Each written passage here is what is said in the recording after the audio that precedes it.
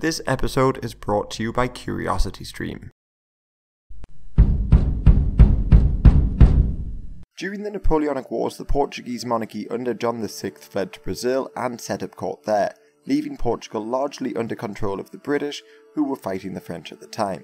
And after the wars he remained in Brazil, effectively turning Portugal into a colony of Brazil. So the liberals in Portugal formed a Cortes and rebelled in 1820. They forced John to return and sign a new constitution, leaving his eldest son Pedro to govern over Brazil. But as the Cortes tried to limit Pedro's powers in Brazil, he declared Brazil's independence. Plus, John's wife Carlota of Spain and his younger son Miguel were vehemently opposed to the constitution and liberalism. And in 1823 Miguel rose up, forcing his father to renounce the constitution. Miguel again rose up in 1824, but this failed and he was exiled. Then John died in 1826, and this caused a succession crisis, as Miguel claimed Pedro had forfeited his claims on the Portuguese crown by declaring independence for Brazil. Pedro, not interested in the Portuguese crown for himself, abdicated it in favour of his young daughter Maria II, and appointed his sister Isabel Maria as her regent. But to appease Miguel, Pedro arranged that Maria would marry him,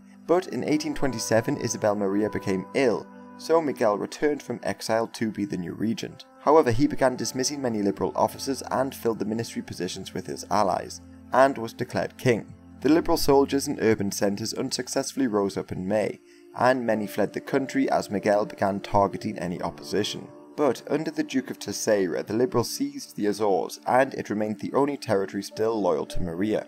Spain, under the authoritarian Ferdinand VII, the United States, and the papacy all recognized Miguel as king, but Britain and France were hostile to him.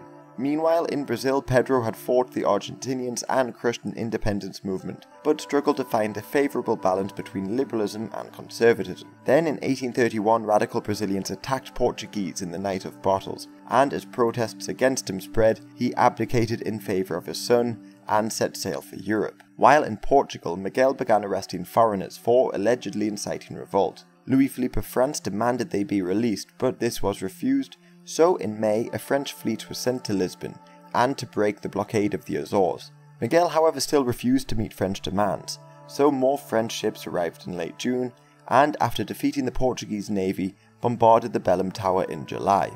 Miguel finally relented, and Pedro, who had been in Britain and France, left for the Azores. He gathered an army of liberals and foreign mercenaries and landed in Porto unopposed in July 1832. But they were quickly besieged by Miguel's far larger army for a year. So to change the course of the war, Pedro hired a British admiral, Charles Napier, to lead his fleet in transporting half of his men to the Algarve in the south. From there they beat Miguel's small forces in the south, moved north and captured Lisbon, while Napier defeated Miguel's fleets in July 1833. Miguel tried to move his army south from Porto to take Lisbon, but his assault in August was unsuccessful and he suffered heavy casualties. This allowed Pedro's forces to break through in October and push them east. However, months-long stalemate ensued.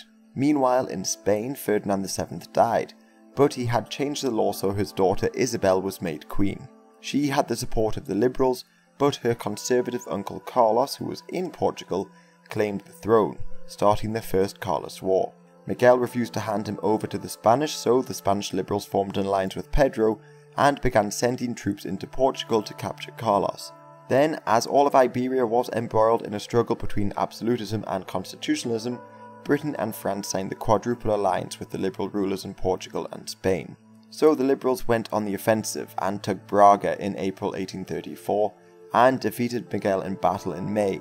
Although Miguel still had a large army, his generals convinced him to surrender, fearing further foreign intervention. Miguel was exiled once again, and the young Maria was recognized as queen. This episode was brought to you by CuriosityStream, a subscription streaming service that offers over 2,500 documentaries and non-fiction titles from some of the world's best filmmakers, including exclusive originals.